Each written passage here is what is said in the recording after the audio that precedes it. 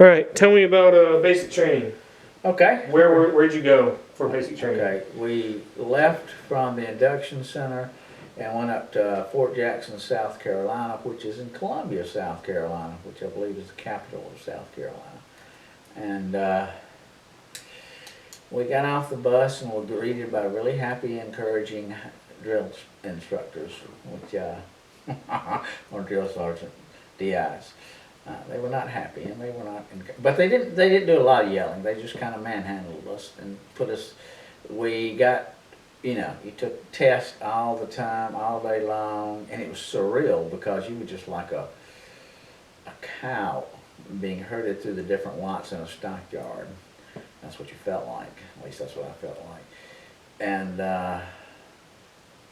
you went in. They didn't ask you. Just everybody went through and got mowed, had the hair mowed off of them. You got all your civilian stuff. Went into your duffel bag. You got clothes. You went through. Just stood in line. You went down these lines, and people were handing you clothes. You tried. Asked you what sizes you were, and they gave you something that was approximately that size. You got shoes, boots, all this, everything as you went through, and stuffed them in that bag, and then they herded, and there were tons of people there. You were just, and it was just moving, and you were just being herded. And I remember a couple of things on there. We were learning, since I'd taken ROTC in high school, I knew how to be in formation, how to march, how to, all the different cadences, how to march and do left face, right face, and all that stuff. Well, most people didn't. So we spent a lot of time with the drill sergeants trying to get us to get into formation and stuff. And we had to clean whatever needed or didn't need to be cleaned. And the food was interesting. I had this meal. I had never in my life had a stuffed bell pepper.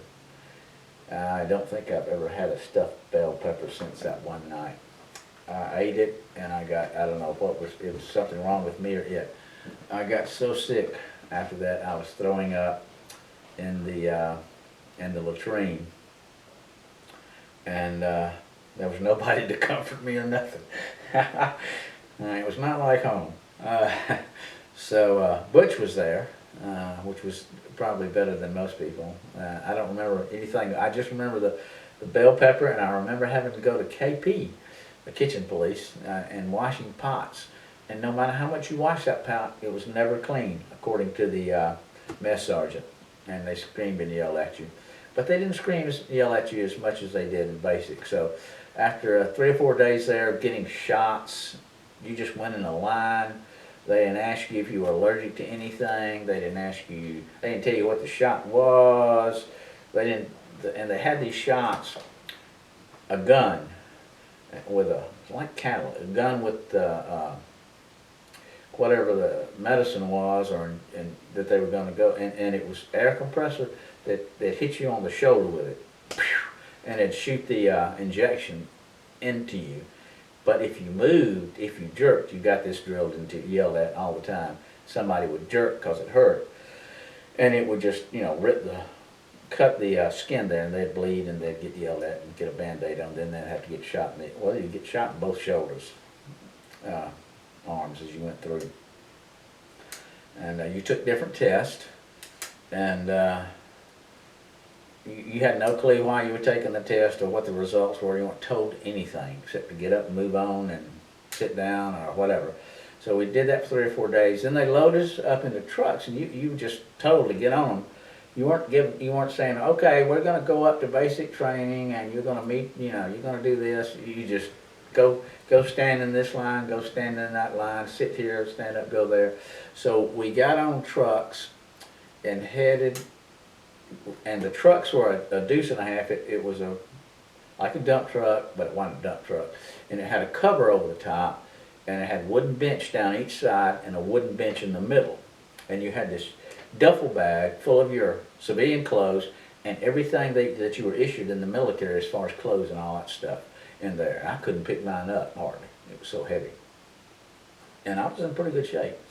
So I was the next to last guy to get on this particular truck. And so so you stood up, and the guys in the middle everybody was standing up.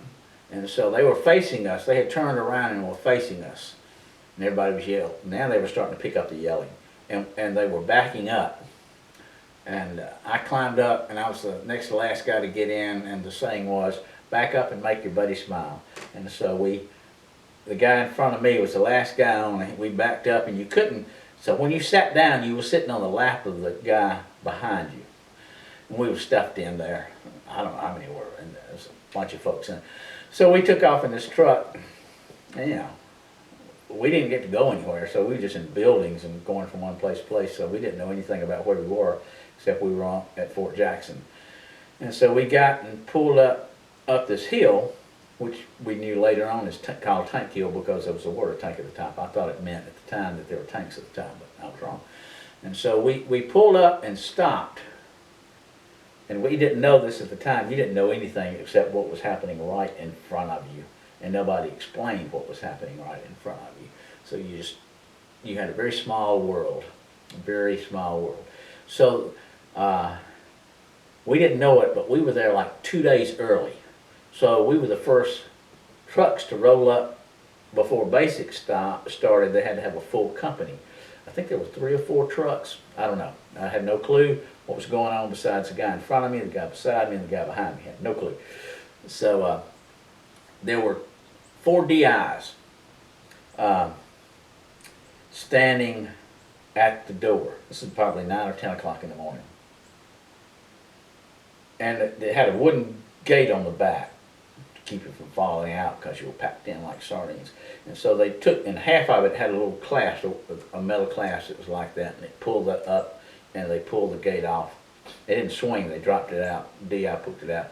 And as soon as it came out, they started screaming at us.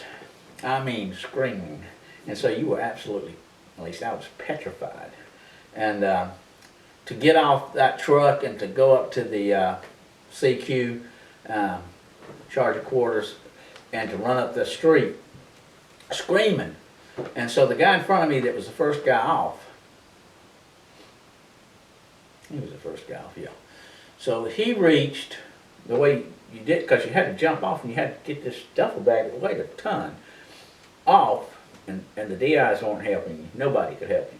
And so he got his duffel bag and he reached as the rest of us did, or we're going to do.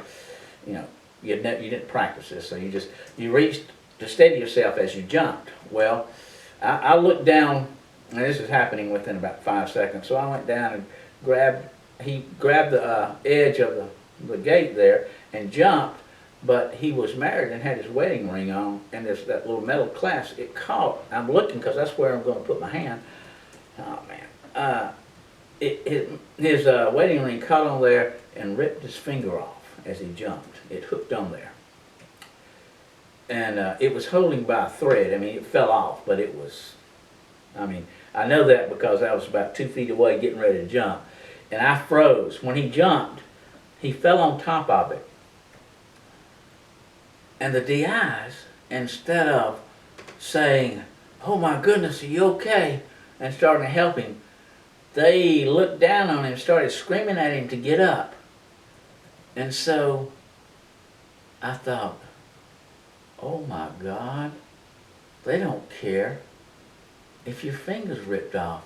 They want you to get up and run. I'm gonna die.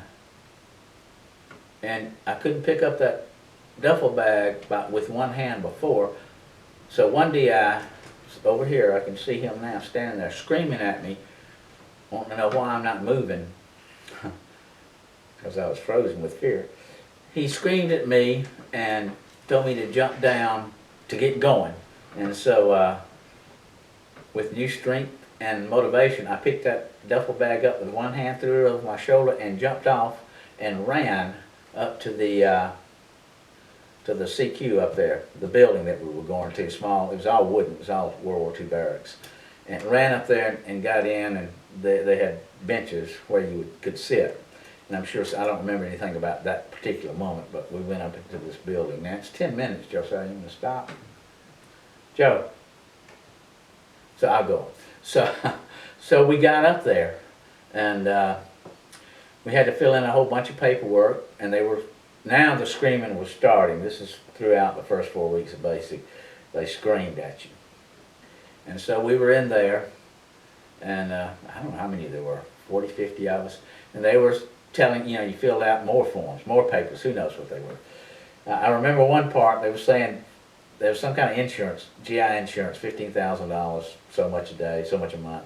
And they said, don't put down your girlfriend as the your insurance to receive your insurance, your money if you died. Of course, everybody did.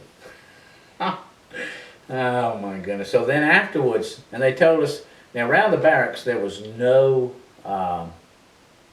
grass, just sand, and it was all raked with the rake and lines with the rake. The tines of the rake. It was nice lines.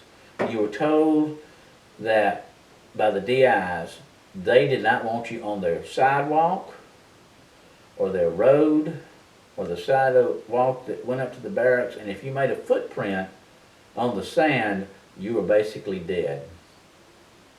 Now, where are you going to walk? Yeah.